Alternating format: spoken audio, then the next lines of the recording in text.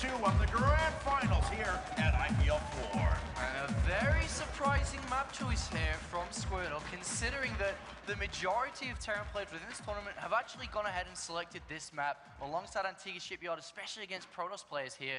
So he has to have something planned here. aLive's so good on this map, has an incredible win percentage here as well. So Squirtle really has to start to turn it around. If he drops this next game, I think it may be a little bit too far to come back from. Now, whenever I see a Startail Protoss, I always expect him on this map to go into that Gateway Nexus that parting does. His teammate, it's certainly a threat on this that aLive is going to have to look out for. But as you mentioned, this is an incredible map for aLive. Yeah, I mean, it just allows so much, heavy aggression from the Terran player, which is really aLive's biggest strength in this matchup. He just understands that, I'm going to kill Protoss early mid. Especially like we just saw, that's exactly when he killed him, and he's done it time after time. And the beautiful thing about, as I mentioned earlier in an earlier cast, is in these big international tournaments, we actually get to see, Code A versus Code S a lot of the time, or even Unknown versus Code S, which is aLive being a consistent Code S player, where we only just have now seen Squirtle for the first time qualify for Code S. Will he be able to display, the reasons why he's now in Code S? Will he be able to show us that he can come back from such a big, big deficit? Yeah, well, he already did show that against MMA and Marine King Prime beforehand, very convincingly well. A lot of Colossus timing pushes off of 2 bases, things along those lines, but still defeated those guys very convincingly. aLive, though, a much different kind of player. Loves that aggression early on, as we kind of saw in the last game. Remarkably different from what he had seen from the other Terran players in this tournament. Yeah, and it looks like, guys, we are now ready to begin map number 2 here. Daybreak, of course, is going to be the destination between StarTale, Squirtle, and, of course, Fanatics aLive. And there we are. Players are ready to go. Countdown has started. That anticipation screen is about ready to start for us as well. Squirtle looking a little down there, if I might be honest. He really, really is. Doesn't look that confident. Let's hope that doesn't actually convert over into his play as we now do load into Daybreak. All right, so here in the top right-hand corner of the map, we have our blue Terran player from Fnatic Rate Call. It's aLive! I always realize I'm going to say it's aLive just before I get into it. It makes me smile. Down here in the bottom left-hand corner of the map, we have our red Protoss player down 1-0 in this best of 5. It's StarTale Squirtle! There's the Squirtle fans we were looking for before. And I really wouldn't be surprised if these players did just go for like Nexus first, Command Center first, or something along these lines. aLive especially, he must be feeling so confident, especially because of that backup best of 5 he has, if anything does go wrong. But at the same time, we have seen, we talked about relentless aggression from aLive within this matchup. And what a result this would be for him. I mean, he's played in 2 big tournaments in America before. Of course, MLG Columbus most recently, where he finished 10th. And then he did finish top 16 in IPL-3. But to win this for any of these players here would be, the biggest thing in their career. And also a lot of money, man. That's so much money. No kidding, $40,000. But you kind of hit it on the head. Squirtle wins this one. He's already shown his most impressive performance in a major foreign tournament right now by finishing at least 2nd place here. So no harm, no foul. He's done really well for himself. If he has that big breakthrough, I think we can finally say that he's kind of shaken off the 1v1 tournament bug, though. aLive, on the other hand, almost had a breakthrough at GSL. Did finish top 4 there at one point. But this would be a huge breakthrough in his career.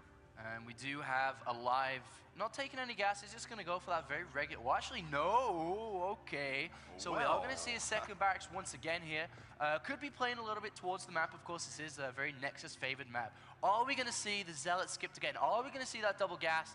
If that risk is taken, then, of course, aLive could get the upper hand at the start of game number 2.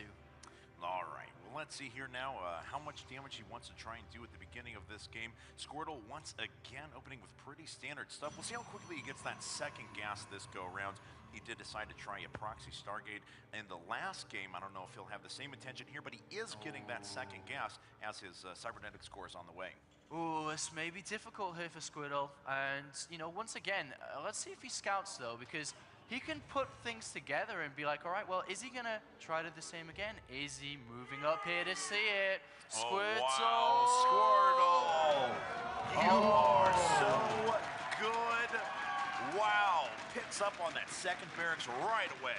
He absolutely learned his lesson from playing against Nestelia, and scouting so important here. And upon seeing that, he's now in a really good position. He's not going to go down, throw that Nexus down. He can now spend the Chrono Boost in the Stalker and probably a second Stalker as well, and start to push this back. And that risk, that gamble here rolled by aLive may not necessarily pay off, but of course, anything can happen on the main stage, whether it be a misslip in micro, a little bit of miscontrol with the Stalker.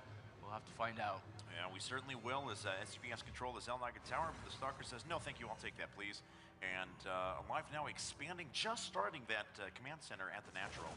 And we do have a Stalker taking a bit of damage there. He's going to move back. There is a hidden probe, or not really a hidden probe, one moving out now into the range of a Marine, though. And hopefully aLive is going to get that hit down, but doesn't get the kill, unfortunately. But with 2 gateways being thrown down, well, not really 2 gateways being thrown down, 1 additional gateway being thrown down, probe does go down. He's got more than enough to push this back. aLive realizes that upon that being scouted, that was a no-go. And he does, of course, throw down that expansion. Yeah, started lifting back that barracks right away as well. So it's already back inside of his main, and yeah, you pointed out double gas. He already has 2 barracks down, so he has some flexibility. He can go into factory after that, but we'll see if he just decides to prioritize add-ons and upgrades here. Yeah, it's really good for Squirtle that he managed to get that scout. If you think about the first game, that it was, roles reversed, really. But now, he's gone into this game at a level playing, and we'll see if Squirtle can get the same results as we saw him in the championship bracket. aLive has thrown down the double gas, and will probably just be going, of course, into that combat shield and stim straight away here. The SV chased away. Let's have a look at the vision, though, of aLive. What has he seen? Absolutely nothing. He has not seen the Nexus. He doesn't know how many gateways thrown down, if any at all, whether it was just a Nexus, but he is moving out with a few squad of Marines here. Is he going to get the Stalker? No, it looks like the Stalker's going to get away, and aLive indeed is going after a factory. It's being constructed inside of his main, all the way on the very edge, though. Oh, he's actually opted not to get the tech lab or so on for these barracks, so straight into this factory is really interesting. There is a reactor coming down, and tech lab, okay, so he's not really going to do anything with this. We do have the Marines going toe-to-toe with these Stalkers in the center. A lot of sentries there, so aLive has to be very careful not to poke up the ramp where he doesn't have any vision. 3 extra gateways being thrown down will lead us to a total of 5. Yeah. Starport, ooh, tech lab on here as well. This is getting a little bit interesting in the base of aLive. Possibility of delayed Banshees may be coming out here in a second, but those 3 extra gateways are going to be kicking in very soon for Squirtle. The Marines from aLive are retreating back at the moment as he adds on his 3rd gas, so he certainly has some form of high tech in mind. Yeah, I'm really interested to see what aLive's doing. He's kind of just... Manor Probe killing a Marine in the middle. This guy, look, he's going for a second one, actually, maybe. This Probe and Squirtle not too happy. But yeah, no, he's not going to get the second one. He's just challenging Automaton's dominance over the middle of the map. But as I was saying, aLive's just really teching all over the place. But hold that thought, we see additional gateways going down, so that now is a total of 7. But aLive is teching all over the place. The one key thing here is, of course, that cloak coming out. There's no robotics facility. There's nothing to detect this. And, 1 Banshee to go out and kill the pros, 1 back to defend, and aLive could easily clean this game up. And this could be rather unfortunate here for Squirtle. Actually uses a Guardian Shield there, a little bit sloppy. Didn't really know what was inside the Zelnaga Tower. A lot of players do actually, keep their Marines there, so maybe he did think about that. But this actually could be so bad for Squirtle. All right, well, he's going to start making his way up. aLive, on the other hand, is just finishing up Cloak. Well, I guess it's about 60% of the way done, so the first Banshee is about to pop up. You mentioned before, no Robo, no Forge, no nothing to detect any of this, of the Cloak units that are making his way very soon. He sees the pile and he sees the unit count. He immediately falls back, throwing down 2 additional bunkers to help with the other 2. Actually throws down a 3rd one. SCVs are pulled. Really preparing for this. aLive knows exactly what to do here. And look at this, aLive actually just skirting this army with his cloaked Banshee, so he's going to be able to make his way down and do a ton of damage here, and there's really not much that Squirtle can do about it. Oh man, there's so many units here though for Squirtle, but the time is ticking as Cloak is now finishing. He gets the first bunker down, cast pajamas, but can he go the full distance? I don't know, he's going to try and get the 2nd, 3rd, and 4th here in a bit. One of those was canceled initially as he ran into the army, but the force fields have been pretty good so far, but he still has a lot of bunkers to deal with. Oh, and look at that, the Cloaked Banshee's about to make its way into his opponent's base. Oh man, this is so bad for Squirtle though. He's managing to fall back, but the Banshee inside his main doing so much damage and onto his army. Robotics facility just going to finish, so we will be able to get an observer. Not at the latest time, but this Cloak Banshee alone defending is going to be so good in pushing this back. And even if aLive takes damage here, one Banshee inside the main base here already has 3 kills going down to the natural, but very smartly, Squirtle did pull the probes down pretty fast, and that observer is almost out. Yeah, those 2 Stalkers aren't going to kill that Banshee all that quickly, though, so we will have time to start kind of scoot away here if he so desires. Yeah, looks like aLive going to be able to get that one out there. No, being a little bit greedy. Oh, just gets away. No, dies. Came back, tried another shot, and that was just a little bit too much. And this is very interesting. Let's have a look at the unit tab. We do have 51 SCBs versus 33 probes, so quite a significant advantage there. We also do have that +1 attack coming down for aLive also, so that's really, really going to help him. The thing is that there's no kind of attack at all for Squirtle. He's just on this robotics facility. He's now throwing down double gas, so most likely going to throw down the robotics bay here. Just go straight over to Colossus, as that's really his only option left. Though 3 additional barracks thrown down. We actually see it aLive. Let's have a look at the barracks count. Currently at 5 with that engineering bay. That's a lot, man. Yeah, very much is, and just gateway units right now, mostly Stalkers out of Squirtle. We see a Raven added on as well. Hey, you know, already had that starport on the tech lab. Let's put one out there. PDD going to be very, very good soon at deflecting those Stalker shots. And it also can chase down our observer. Factory's just scouting out those units. We do see double forge coming down though in the background, so not going to go robotics bay, but this is going to be very, very risky because we are about to see +1 finish. So is Combat Shields, and he already has a decent force of units. We have 70 Marines and 5 Marauders with these 2 Cloak Banshees going into the main. That's a strong army, and these double upgrades, I don't know if they're going to finish in time. I don't know either. We'll find out. The Banshees won. Oh, very low, both getting away just by the skin of their teeth. Few units retreating for Squirtle right now through the middle of the map. And Combat Shield's about to finish. The first medevac is out, doesn't have a reactor on it. Are we going to see aLive push out here? It would be the best decision for him to do so, especially because he knows he's at quite an advantageous position. 3rd command center is coming down anyway. There are the double upgrades coming. He has, you know, roughly 90 seconds or so with Chrono Boost still remaining on those upgrades, but will aLive even push out? He is actually setting up 2 drop, well, 1 drop actually, a medevac full of units going down to the main base. Yeah. But there is an observer with the Banshees there, so, I mean, he will actually get sight of this rather early. No, not really. There's already Stalkers in position for the Banshees. They will serve the same purpose as well for those drops, unless Fnatic Live decides to go through the top as well. Does have quite a supply advantage right now, up by 25, up by 14 workers, finishing up that 3rd base, as you mentioned before. And there goes the chop in, but don't really think it's going to do damage here. We do have the Twilight Council added on, so we can go straight into +2. 3 additional barracks in the background too, so he really does have, well, 8 barracks now in total. And the medevac is pushed away here by Squirtle. Really nice play by Squirtle. They're just anticipating, but I guess it's kind of a little bit of a mistake from aLive to try to do a drop, especially because Banshees are still around. You know, Squirtle's not going to leave his main base naked, of course, when there's Banshees around, but there's the 3rd Nexus coming down here. So aLive is pushing across the map with that army. Let's have a look at the Protoss army. 14 Stalkers. 4 sentries, double immortals though. That's actually going to be very key in holding this, and especially those force hills have to be spectacular, as the upgrades are okay, but they're not the best at this stage of the game for Protoss. aLive was not able to deny that 3rd, though. Squirtle going to keep that up for now. A Raven making his way around the left-hand side by his lonesome. May try to do some auto turret harass here in just a second. They do last forever. They sit on the field for so long, and they're pretty hardy as well. So going to drop his way here in a second. 2 auto turrets immediately going down. Yeah, that's really nice. Just making use of that Raven. I mean, he's sitting around doing nothing, but the army supplied 95 for aLive.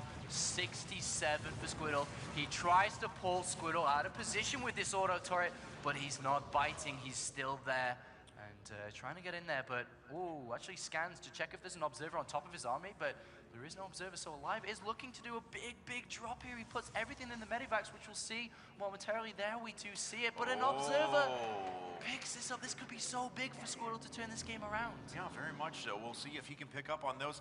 Is he preparing already? Yes, running some units back into his main. Already a bunch there anyway. We'll see if aLive's going to be able to drop down anything. No, just turning away as soon as he sees that force. Yeah, this is really, really good play by Squirtle, going toe-to-toe with every single moment. But no, aLive goes back in the main base, and Squirtle runs away. There's nothing there. Everything's going to get deployed. All right, well, we'll see if Squirtle has enough to clean this up. At the same time, aLive running through the front as well. He'll be able to kill so much production and gateway sitting there. Oh, but there's so many gateways. Does he have enough to defend on multiple fronts? But the natural's not the best location for Protoss to fight. He is doing okay, but he's losing the main. Oh my God, no. aLive has got Squirtle wrapped up. aLive is just one game away from winning ILP-4. Wow, so big. In the middle of upgrading to 2-2, Zealot Charge Colossus aLive with his mid-game aggression, once again ending it at the 18-minute mark. And as you said, one single game away. That's all it's going to take to win. Of course, the difference between these guys, $24,000, but first place overall, $40,000. There is, of course, Smix, the translator, giving Squirtle some special tactic note from White Rod, telling him exactly what to do. Inevitably. Exactly what to do, but the pressure now is mounting onto the youngster right now. 19 years old. Yeah. $24,000 difference between first and second place. Let's talk about the road ahead of him as well. So he would not only have to come back and win 3 games in a row to take this best of 5, but then he'd have to do it all over again. He'd have to win a whole nother best of 5 after that. This is a very good chance for aLive to take this tournament, but Squirtle, he's not out of it yet. He is not out of it yet, guys. Look at aLive. I'm sure he is feeling so happy, so confident with his performance, and why wouldn't he? He has such a solid Terran versus Protoss aggression, macro, his fundamentals are there. He never skips a beat in terms of upgrades and unit production, and well, the Fnatic player just really looking dominating here in the grand finals here in Las Vegas. And everything looking so good at the beginning of that game for Squirtle. He picks up on the proxy barracks, the one sitting outside of the main. It seems like all was going well, but then he had that failed 7-gate attack right afterwards. Wasn't able to bust through the bunkers, and after that, things were just downhill from there. So many risks being taken here by Squirtle, though. That's the biggest difference between these two players. If you think about the run Squirtle had of Terran players in the championship bracket, there was a lot of 2-base pushes, and then in game 1 here, he tried to proxy his Stargate. Game 2, he tried his 7-gate. You know, when are we going to see him try to play straight up as, you know, he has to man up, I feel, in this kind of scenario. He can't try these funky, these awkward play styles. He has to play straight up against a player like aLive. And I'm surprised he got so far away from those aggressive 2-base Colossus timings that allowed him to dispatch 2-0 Marine King Prime and then MMA right afterwards. They worked so well. Yes, I realize aLive is a totally different player, but you'd think that if you were having so much success with that, you'd at least give it a shot this go around. Absolutely. So guys, before we go into the next map, which is going to be Cloud Kingdom, we'll go to a quick commercial break. So stay tuned here in Las Vegas Grand Finals.